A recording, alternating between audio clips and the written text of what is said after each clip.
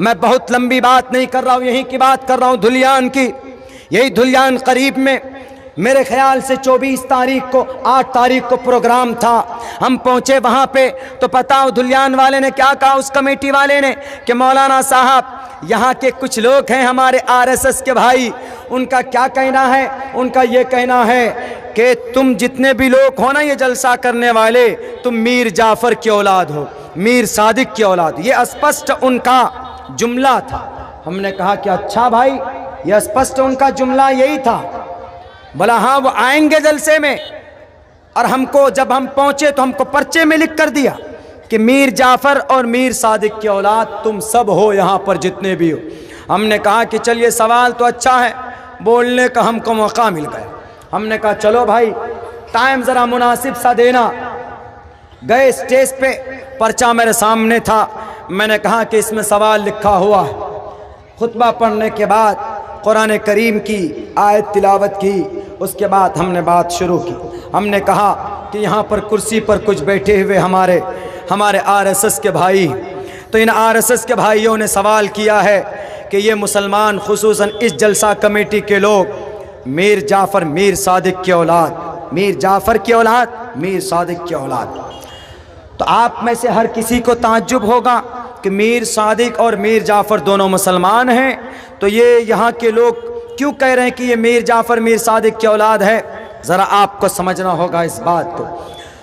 تو ہم نے تاریخ شروع کی بتانی، ہم نے کہا کہ بھائیو آپ لوگ شروع سے لے کر آخر تک یہیں رہیں گے جب تک میں یہ اتہاس آپ کو نہیں بتا دیتا، جب تک آپ کے سوال کا جواب نہیں بتا دیتا تو آپ لوگوں کو اٹھ کر نہیں جانا ہوگا۔ انہوں نے شپت لیا، بیٹھے رہے کہ مولانا ٹھیک ہم سنتے رہیں گے۔ ہم نے یہ بات ان سے کہی کہ بتاؤ میر جعفر آپ کے نواب سراج الدولہ کے اندر ایک کمی تھی، وہ راتوں کے اندر بہت دیر تک جاگتے تھے اور دن میں 12 بجے تک سوتے تھے۔ میر جعفر کا نواب سراج الدولہ آپ کے مرشد آباد کے علاقے کا مرشد آباد کے اندر ہی ان کا ہیڈ کوارٹر تھا۔ 1757 میں میر جعفر انگریز سے مقابلہ کیا تھا۔ میر جعفر کا پرسنل اسسٹنٹ یہ نواب سراج الدولہ کا پرسنل اسسٹنٹ کا نام میر جعفر تھا۔ نواب سراج الدولہ نواب تھے، راجہ تھے ان کے، بلکہ آپ کا یہ وزیر اعلیٰ، ان کے پرسنل اسسٹنٹ، ان کے وزیر داخلہ، ان کے ہوم منسٹر، وزیر خارجہ، سب کچھ وزیر یہی میر جعفر ہی تھے، سارا کام یہی سنبھالتے تھے۔ لیکن انگریز نے دیکھا کہ میں بنگال کی اس دھرتی پر قبضہ نہیں کر پاؤں گا۔ پتہ ہے کیا غلطی ہوئی تھی اس دیش میں؟ انگریز کو بادشاہ جہانگیر صاحب کے پاس ان کے سر میں بہت درد ہوتے تھے۔ انگریز جب آیا ان کے سر میں درد ہوا تو یہ دوائی سے، جڑی بوٹی سے ان کو تسلی نہیں ملتی تھی، تو انہوں نے کہا کہ مجھے فوراً انسٹنٹلی اثر کرنے والی دوائی چاہیے۔ تو انگریز لوگ آئے ہوئے تھے تاجر بن کر کہ مہودے بادشاہ جہانگیر صاحب ہمیں آپ کچھ نہ کچھ زمین دیجئے، ہم تجارت کرنا چاہتے ہیں۔ انہوں نے کہا کہ ٹھیک ہے، ہمارے سر میں درد ہے، اس درد کو ختم کرنے کے لیے فوراً کوئی نسخہ ہے تمہارے پاس؟ انہوں نے کہا کہ بالکل ہمارے پاس ہے۔ فوراً انہوں نے گولی ایک ٹیبلٹ ان کو دیا، بادشاہ صاحب کو ٹیبلٹ کھاتے ہی وہ صحیح ہو گئے۔ تو جہانگیر بادشاہ نے کہا کہ جاؤ بنگال کے ایریا میں تم اپنا تجارت شروع کر دو۔ تو یہاں پر سراج الدولہ نے آئے، ان کی نسل آئی تو سراج الدولہ کھڑے ہو گئے ان کے سامنے پتھر بن کر۔ تو انگریز نے دیکھا کہ سراج الدولہ ہم لوگوں کے سامنے جھکنے والا نہیں ہے۔ یہ اتہاس بتا رہا ہوں میں، اتہاس اس لیے اپنے تقریروں میں بولتا ہوں، اگر جس قوم کی اتہاس نہیں وہ قوم زندہ نہیں رہ سکتی ہے۔ آپ کی اتہاس پوری دنیا کے اندر ایسی ہے کہ آج تک اتنا پوتر، اتنا اسٹرانگ قوم آج تک دنیا کے اندر پیدا نہیں ہوئی، اس لیے میں آپ کے سامنے اتہاس کو رکھتا ہوں۔ قرآن و حدیث کی بات ضروری ہے، نماز نماز کے فرائض کی بات بھی ضروری ہے، لیکن جب آپ زندہ رہیں گے تو نماز پڑھیں گے، جب آپ کے مدرسے زندہ رکھے جائیں گے تو آپ نماز کے بارے میں جانیں گے۔ آپ کے مدرسوں میں تانے کی بات لگائی کہ 620 مدرسے بند کر دیے گئے، اتر پردیش میں مدرسوں کی چھان بین شروع ہو گئی۔ کیا اتہاس ہے مدرسوں کا، کیا اتہاس ہے علماء کرام کا، میں تقریباً ہر جلسوں کے اندر بیان کرتا ہوں تاکہ ان غداروں کے کانوں میں پہنچے، ان کو شرم ہو، ان کو یہ شرم آئے ان کو کہ بھائی ہم ان مدرسوں کو بند نہیں کرنا چاہیے، بلکہ ان مدرسوں کی ایک اتہاس، ایک تاریخ رہی۔ میں اتہاس اس لیے بتا رہا ہوں تاکہ آپ کو پتہ ہونا چاہیے کہ کل اگر کوئی کرپٹ آدمی، کل اگر اس دیش کا غدار آپ کے سامنے میں آ کر اس طرح کی واہیات سوال کرتا ہے تو آپ ان کی آنکھوں میں آنکھیں ڈال کر جواب دے سکو۔ تو ہم نے کہا کہ میر جعفر نے ہاتھ ملا لیا انگریز سے، انگریز نے کہا کہ سراج الدولہ کو قتل کروا دو، شہید کروا دو، ہم تمہیں کرسی دے دیں گے۔ میر جعفر نے غداری کی، ایمان کے ساتھ، اپنے دیش کے ساتھ، اپنے قوم کے ساتھ غداری کی۔ ہاتھ ملایا کس سے؟ جا کر انگریز سے۔ میدان جب شروع ہوتی ہے جنگ کی تو نواب سراج الدولہ شہید کر دیے جاتے ہیں۔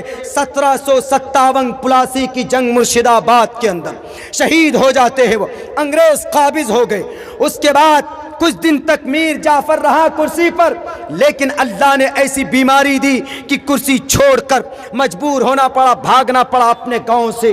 یہ تھا میر جعفر جس نے غداری کی تھی۔ میر جعفر کی جب برائی میں نے شروع کی تو وہ لوگ جو کرسی پر بیٹھے ہوئے تھے، سوال کرنے والے بھائی، وہ ہنس رہے تھے کہ دیکھو مولانا اپنے ہی مسلمان بھائی کی برائی کر رہا ہے، یعنی ہمارا سوال صحیح ہے، دیکھو۔ وہ خوش ہو رہے تھے۔ اس کے بعد ایک اور نام تھا میر صادق کا۔ میر صادق کون ہے؟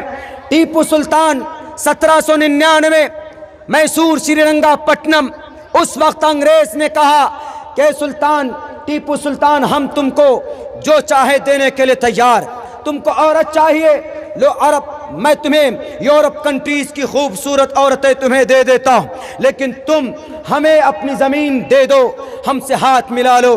ٹیپو سلطان نے کہا کہ میرے نبی نے ایک جملے میں کہا تھا عتبہ شیبہ ولید حنظلہ کو کہ ابو جہل، عتبہ شیبہ ولید حنظلہ مغیرہ، اے مکہ کے گروگن ٹالو، تم ایک ہاتھ میں چاند کو لا کر رکھ دو، دوسرے ہاتھ میں سورج کو لا کر رکھ دو، میں کبھی بھی اپنے ایمان کا سودا نہیں کر سکتا، مجھے اللہ نے نبی بنا کر بھیجا ہے، میں نبوت کا کام کرتا رہوں گا، میں محمد کا دیوانہ ہوں، میں اللہ کی عبادت کرتا ہوں اور محمد کی اطاعت کرتا ہوں، اور غریبوں کے ساتھ میں بہتر برتاؤ کرتا ہوں جہاں تک ہو سکتا ہے۔ میں وہی جواب تمہیں بھی دیتا ہوں کہ تم میری ایمان کو نہیں بدل سکتے، تم کچھ بھی کر لو۔ جب انگریز نے دیکھا کہ ٹیپو سلطان نہیں بدلنے والا تو فوراً میر صادق سے ہاتھ ملایا۔ میر صادق بھی ان کے پرسنل اسسٹنٹ تھے ٹیپو سلطان کے، تو ٹیپو سلطان کے پرسنل اسسٹنٹ سے ہاتھ ملا کر جنگ شروع ہوتی ہے۔ بہت بری طریقے سے ٹیپو سلطان شہید کیے جاتے۔ اس وقت کا جنرل ہارس جو کمانڈر ان چیف تھا، وہ ٹیپو سلطان کی لاش پر کھڑا ہو کر کہہ رہا تھا کہ اے دنیا والو، بھارت والو، سنو، میں آج سے from now and from today, آج اسی وقت سے I am emperor of India, میں بھارت کا بادشاہ بن گیا ہوں۔ کسی نے کہا کیوں؟ کہا کہ بھارت کے بادشاہ بننے میں سب سے بڑا جو چیلنج میرے سامنے تھا، ایک شیر، اس دیش کے ایک شیر کو میں نے شہید کر دیا، اور وہ شیر کون؟ ٹیپو سلطان تھے، جن کی لاش پر کھڑے ہو کر اس نے اعلان کیا تھا۔ تو غداری کی کس نے؟ میر صادق نے ٹیپو سلطان کے ساتھ، اس کے ساتھ تو کیا ہی کیا، لیکن اپنے ایمان کو بھی بیچ دیا انگریزوں کے ہاتھ۔ وہ ایمان جس سے بڑی دولت اللہ کے خزانے میں نہیں ہے، جس سے بڑی قیمتی دولت اللہ کے خزانے میں نہیں ہے، اس ایمان کو بیچ دیا۔ جس ایمان کی اشاعت کے لیے بی بی سمیہ کے جسم کے 2 ٹکڑے کیے گئے، اس ایمان کا جنازہ نکال دیا میر صادق نے انگریز کے سامنے میں۔ آپ الیکشن آنے والا ہے بنگال میں، آپ کے جھارکھنڈ میں بھی آیا، بہار میں بھی آیا، میں الیکشن میں تھا، میں تھا الیکشن کے اندر کینڈیڈیٹ کی حیثیت سے، میں جانتا ہوں کہ الیکشن کے اندر کیا ڈیلنگ ہوتی ہے، کیا باتیں کہاں پر ہوتی ہے۔ پیسوں کا کھیل الیکشن کے اندر ہوتا، کسی کا ایک ووٹ ہے تو 500 دے دیجئے تو وہ آپ کا ہو جاتا۔ اپنے ایمان کو بیچ ڈالتے ہیں مسلمانوں، آپ کسی کو بھی ووٹ ڈالو یہ آپ کا بیسک ادھیکار ہے، لیکن پیسے ڈال کر ووٹ ڈالتے ہو کسی کو تو گویا آپ اپنے ایمان کا سودا کرتے ہو۔ میر صادق نے اپنے ایمان بیچ دیا۔ اب وہ لوگ جو تھے وہ لوگ تو خوش ہو رہے تھے کہ ارے دیکھو مولانا صاحب اپنے ہی مسلمان کی برائی کر رہا ہے۔ ہم نے کہا کہ آر ایس ایس کے بھائیوں، پتہ چل گیا کہ آپ آر ایس ایس کے بھائی ہیں، لیکن میں ایک مسلمان ہوں، میرے اندر ایمان ہے، میں اسلامک شریعت کو فالو کرتا ہوں، غلط بیانی، جھوٹ، فریب ہم نہیں کر سکتے، چاہے تم ہمیں جلا دو، چاہے تم ہمیں بھسم کر دو۔ انہوں نے کہا کیوں مولانا؟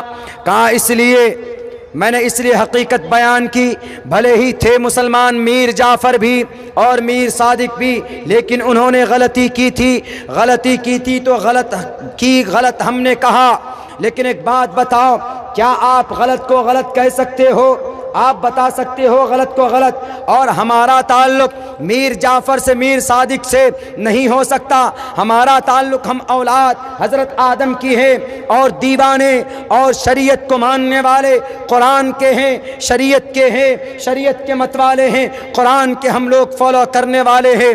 ہم میر جعفر سے، میر صادق سے ہمارا کوئی تعلق نہیں۔ ہاں اتنا تھا کہ وہ مسلمان تھا، کلمے کو مانتا تھا، لیکن کلمہ بیچ گیا، وہ ایمان کا سودا کر گیا وہ۔ لیکن میں کہوں گا کہ اس نے غداری کی تھی، اس نے بے ایمانی کی تھی، میں مرتے دم تک کہوں گا، میں کبھی بھی اس کی تعریف نہیں کر سکتا۔ ہم کو نبی نے یہ نہیں سکھایا، ہم کو قرآن یہ نہیں سکھاتا ہے۔ قرآن کہتا ہے کہ جھوٹ کو جھوٹ کہو، ظالم کو ظالم کہو، مظلوم کی مدد کرو، انصر اخاک ظالما او مظلوما۔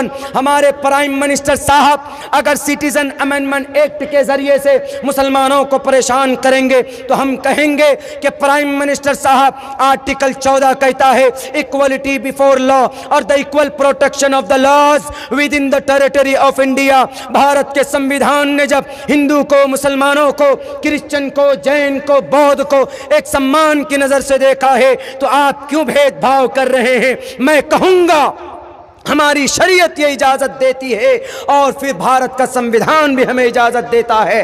ہم نے کہا کہ بہت خوش ہو رہے ہو نا کہ میر جعفر، میر صادق کی برائی ہو رہی ہے، تو ہم نے کہا کہ میں مسلمان ہوں، ایک سچے مسلمان کی پہچان ہوتی ہے سچ کو سچ بولنا۔ ہم نے کہا کہ آپ سناتن دھرمی ہیں، بتاؤ آپ سچے سناتن دھرمی ہو؟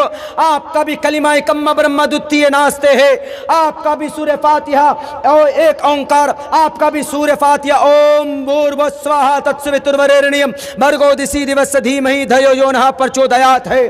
آپ بھی اہنسا کو، ظلم کو غلط مانتے ہو، اہنسا ستیم، ہنسا کو، ظلم کو، زیادتی کو، غصے کو، بےمانی کو غلط مانتے ہو۔ اہنسا ستیم کرو دستیاگ شانتی رپیشنم دیا بھولیشور لوپ توم ہیر چاپلام۔ مانتے ہو کہ نہیں مانتے ہو؟ آپ بھی ایک ایشور کو مانتے ہو، میں بھی ایک اللہ کو مانتا ہوں، لیکن بتاؤ میں نے جس طریقے سے اپنے ان دو مسلمانوں کی جو بری عادت تھی، جو انہوں نے غلطی کی تھی، وہ پوری ایمانداری کے ساتھ میں نے لوگوں کے سامنے رکھی، لیکن کیا آپ کے اندر ہے اتنا دم، آپ کے اندر ہے اتنا بڑا کلیجہ جو آپ اپنے ہی لوگوں کی برائی کو بیان کر سکیں؟ بولا کیسے مولانا؟ ہم نے کہا کہ اس دیش میں گاندھی جی کی ہتیا کرنے والا کون؟ ناتھورام گوڈسے۔ آپ ناتھورام گوڈسے کو غلط کہہ سکتے ہو؟ نہیں کہہ سکتے۔ ہم نے کہا بتاؤ اس دیش میں انگریز کے سامنے میں ہاتھ جوڑ کر معافی کا اعلان کرنے والا کون؟ ساورکر۔ آپ نے ویر کا لقب دیا، ہے ہمت ساورکر کو غلط کہنے کی؟ نہیں کہہ سکتے نا۔ ہم نے کہا یہ فرق ہے ایک مسلمان میں اور ایک ڈس بلیور میں۔ آپ صحیح کو غلط کہتے ہو اور میں صحیح کو صحیح کہتا ہوں، یہ فرق ہوتا ہے۔ اس کے بعد ان کے منہ بن گئے، اٹھ کر چلے گئے، اور یہی حقیقت ہے کہ ایک ایمان والا غلط بیانی کبھی بھی نہیں کر سکتا ہے، کبھی بھی چیٹنگ نہیں کر سکتا۔ میرے بھائیوں، یہ ہماری پہچان، یہ ہماری سنسکرتی اس دیش میں نہیں پوری دنیا کے اندر اگر کوئی آپ کو بدنام کرتا ہے، اگر آپ پر کوئی الیگیشنز لگاتا ہے تو آپ تعلیم یافتہ ہیں، تو انشاءاللہ آپ جواب دینے سے باز نہیں آئیں گے، آپ جواب دے سکتے، اور ضرورت اسی بات کی ہے کہ آپ جواب دیں۔ آسام میں پہنچے، وہاں کے لوگوں سے پوچھا، بڑے بڑے مدرسے بند ہیں، تالے لگے ہوئے۔ ہم نے کہا کہ بھائی مدرسوں کو تالے کیوں لگا دیے آپ نے؟ انہوں نے کہا کہ مولانا آپ کو پتہ ہے یہاں باضابطہ طور پر اعلان نکل گیا ہے کہ ان مدرسوں کے اندر قرآن کی تعلیم نہیں ہونی چاہیے، اگر قرآن پڑھانا چاہتے ہو تو اس کے ساتھ ساتھ میں شریمد بھگوت گیتا بھی پڑھایا جائے گا۔ ہم نے کہا کہ بھئی گیتا پڑھاؤ، رامائن پڑھاؤ، بلکہ گیتا پڑھانا چاہیے۔ تسمات شاسترم پرمانم تکاریہ اکاریہ ویوستھتو گناتوا شاستر ودھانوکتم کرم کرتم ہرسی۔ شری کرشن جی نے کہا کہ بڑی بڑی جو شاستر ہیں ان کے اندر اچھی باتیں لکھی گئی ہے، وہ لوگوں کے سامنے آنا چاہیے، اس کو پڑھنا چاہیے۔ ہم بھی کہاں اعتراض کر رہے ہیں، ہم تو کہہ رہے ہیں کہ ہاں بھئی پڑھاؤ، اپنے گیتا کو، اپنے رگ وید کو پڑھاؤ، منتر پڑھاؤ، شلوک پڑھاؤ۔ موہن بھاگوت جی سے بھی ہم نے یہی بات کہی تھی کہ سر اہنسا ستیم کرودستیاگا شانتی رپیشنم، کتنا اچھا میسج ہے سر، بتائیے۔ تعجب ہوا تھا، آشچریہ ہوا تھا۔ پڑھائی منع نہیں، لیکن انگلی مت کرو۔ وہ انگلی کیسے؟ ایسے انگلی مت کرو کہ نہیں جناب مدرسے میں قرآن پڑھایا جاتا ہے، ہمارا گیتا بھی وہیں پڑھایا جائے گا۔ کیوں بھائی؟ مدرسہ تو مسلمانوں نے بڑی مشکل سے بنایا، چندہ کرتے ہم لوگ 50 ٹکا 100 روپیہ، تب جا کر ہمارا مدرسہ بنتا۔ اگر آپ کو اتنا شوق ہے گیتا پڑھانے کا، رامائن مہابھارت پڑھانے کا، تو آپ وہیں پر کوئی دوسرا پاٹھ شالے کھول لو، ہم جا کر پڑھائیں گے۔ ہمارے پروفیسر محسن صاحب نے جیسے ہم کو گیتا پڑھایا، تو ہم جا کر تم کو پڑھا دیں گے، گیتا پڑھا دیں گے، رامائن مہابھارت پڑھا دیں گے، رگ وید یجروید پڑھا دیں گے۔ کیا غلط ہے؟ ہم نے کہا کہ پھر اتنی کامنل کیوں؟ پتہ وہاں کا جس نے NRC کرایا تھا دھرم کے نام پر، وہی والے نیتا، وہی والے نیتا جی، وہی والے نیتا جی، ہاں یاد رکھیے گا، انہی کا کہنا۔ لیکن نیتا جی یاد رکھنا ایک بات، قرآن میں کتنوں بندش لگا لو، قرآن کی تعلیم کی پابندی پر، ہمارے مسجد اور مدرسوں پر اللہ ان کا محافظ ہے، اللہ کسی نہ کسی شکل کے اندر ان کا وجود باقی رکھے گا، رکھا ہے۔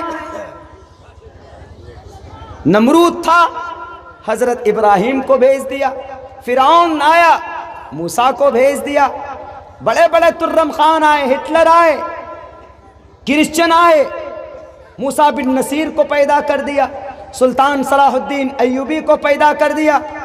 پرتھوی راج چوہان تھا، 1191 کے اندر پرتھوی راج چوہان، شہاب الدین غوری کو بھیج دیا۔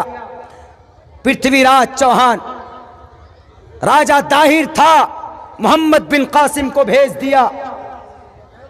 ایک غریب ٹوپی والے تھے اس وقت میں، ایک ظالم بادشاہ موتی سنگھ تھا، ایک ٹوپی والے کو بھیج دیا۔ کہاں تک تاریخ بتاؤں، ظالم جب ظلم کرتا ہے تو اللہ تبارک و تعالیٰ کسی نہ کسی نمائندے کو حق، کسی نہ کسی انسان کو، منشیہ کو حق بن کر کھڑا کرتا۔ تو ہم نے وہاں کے لوگوں سے کہا، ہم نے کہا کہ بھائی آپ بھی کہو ان لوگوں کو، آپ بھی ان لوگوں کو کہو کہ سر ہم اپنے مکتب کو، مدرسوں کو چلائیں گے، آپ کا چندہ نہیں چاہیے۔ خصوصاً ان مدرسوں کو بند کیا گیا ہے جن مدرسوں کو سرکار کے طرف سے فنڈنگ کی جاتی، جن مدرسوں کو سرکار کی طرف سے۔ اسی لیے میں ہمیشہ سے اس کے مخالف رہا ہوں کہ میرے بھائیو اپنے مدرسوں کو اپنے انڈر میں رکھ کر چلاؤ، سرکار کے حوالے مت کرو۔ سرکار کے حوالے کریں گے، آسام میں بند کر دیا، کون سے مدرسے میں ملا بتائیے؟ تو AK-47 ملا کسی مدرسے میں؟ کیا تعلیم ہوتی تھی؟ قرآن کی۔ قرآن میں کیا تھا؟ اللہ ایک ہے۔ کیا قرآن میں اللہ ایک ہے؟ یہ میسج ہے۔ تو اس وجہ سے آپ نے قرآن پہ بندش لگا دی، تو کیا ایک اللہ کا پیغام رگ وید میں نہیں؟ سیش ایک وردے کیوا ایک ایونسمیو وکشویڈیا ایکو دیوہ سرو بھوتیشو گوڑہ۔ قرآن میں قل هو اللہ احد ہے، اللہ الصمد ہے، تو آپ کے وید میں بھی ہے، اپنشد میں ہے، نتسya کسچت پترستی لکے نچستان وچتسya لنگم، اگر قرآن میں ہے لیس کمثلہ شیء تو آپ کے وید کے اندر ہے نتسya پرتماستی، اگر قرآن کریم کے اندر ہے ان اللہ علی کل شیء قدیر تو آپ کے ویدوں کے اندر ہے دیو مہان سرو شکتیمان، اگر قرآن میں لا تبدیل لکلمات اللہ آپ کے ویدوں میں ہے دبدھانی ورون سورتانی، اگر قرآن کریم کے اندر ہے ما کان محمد ابا احد من رجالکم ولکن رسول اللہ وخاتم النبیین تو آپ کے ویدوں کے اندر اسم اللہ ملے مترا ورونا دبیانی دھتا اللہ ورونو متر سیجس کامیا ہوتا ربندرو ہوتا رمندرو، اگر قرآن کریم کے اندر ہے ان کنتم تحبون اللہ فاتبعونی یحببکم اللہ تو آپ کے ویدوں کے اندر ہے احمدی پرشتتی میگا ویداہمت پرشی مہانی مادتیو ورون تپس پرستات ینیایا، اگر قرآن کریم کے اندر اللہ تبارک و تعالیٰ نے بیان کیا ہے اللہ کی عبادت کے لیے تو آپ کے وعدوں کے اندر قرآن میں ہے ان الشرک لظلم عظیم ولا تشرک باللہ ان اللہ لا یغفر ان یشرک به ویغفر ما دون ذلک لمن یشاء، شرک کو قرآن میں منع کیا ہے تو آپ کے وعدوں کے اندر ہے اندنتما پریوشنتی سمبھوتی مپاستی تتوبھوی ویوتی تمو یسمبوتی امرتا، اگر قرآن میں ہے اليوم اکملت لکم دینکم واتممت علیکم نعمتی ورضیت لکم الاسلام دینا تو آپ کے وعدوں کے اندر ہے یگم پرچجام یوم سددتو تو نیوستی کوریتم پورویم گتم کستدی بھارتی، آؤ میدان میں ثابت کرو تم قرآن میں ایک بھی میسج غلط ہے نہیں کر سکتے، ولن تفعلوا قیامت کی صبح تک عبداللہ سالم جیسے طالب علم کھڑا ہو جائے گا اور ایک ایک بات کو پروف کرے گا کہ تمہارے ہمارے قرآن میں جو میسج ہے وہی میسج تمہارے وعدوں کے اندر موجود ہے، یہ صرف دشمنی ہے، عداوت ہے، مدرسہ بند کر دو، مدرسے میں تالے لگا دو۔ میرے بھائیوں میری چونکہ آواز بھی بہت زیادہ میری طبیعت واقعیت نالیل تھے، ہمارے بڑے بھائی جمیل صاحب نے ناظم صاحب اینکر صاحب نے پہلے ہی کہہ دیا تھا فوراً سفر سے آ کر آپ ہی کے اسٹیج پر بیٹھا ہوں، وہ شکر ہے ڈاکٹر صاحب کا، ایک مرتبہ پچھلے سال آئے تھے تو ہمارے پیٹ میں گیس ہو گیا تھا، ٹرین میں ہی لیٹ گئے تھے تو یہ یہاں سے انجیکشن لے کر کے گئے، ہم کو انجیکشن دیے تب ٹرین سے اٹھا کر کے لے کے آئے گئے ایک جلسے میں، ان کا بڑا احسان ہوتا ہے ہم پر، مجبوری ہو جاتی ہے کبھی کبھی گیس ویس بن جاتا ہے، میں مستقل طور پر سفر میں ہوں۔